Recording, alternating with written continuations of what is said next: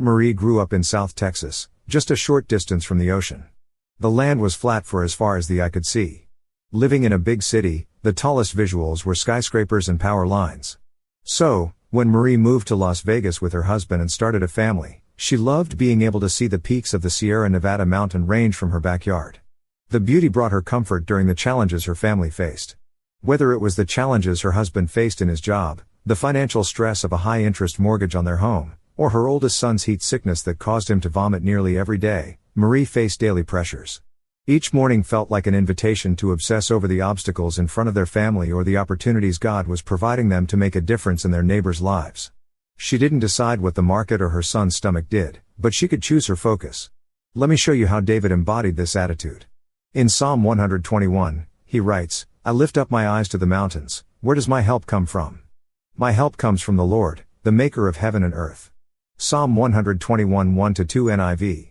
David begins by looking at the mountains, perhaps feeling overwhelmed by their magnitude, their immovability, and their power to make him feel small and insignificant. Then, he shifts his focus from the created to the creator, from the problem to the problem solver. David's pivot isn't a denial of reality, nor is it merely a matter of positive thinking. He makes a conscious choice about where to direct his attention. Similarly, our focus has a tremendous impact on our emotional state, decision-making, and ability to navigate challenging circumstances.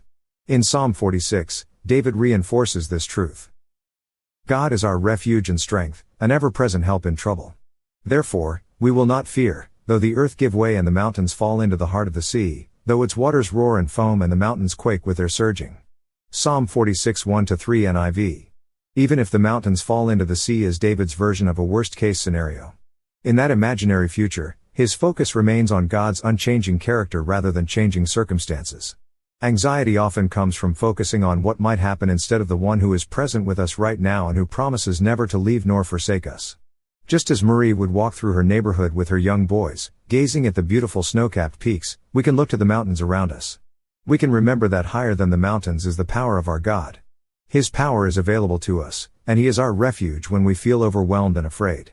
What we allow to consume our thoughts makes a real and tangible difference.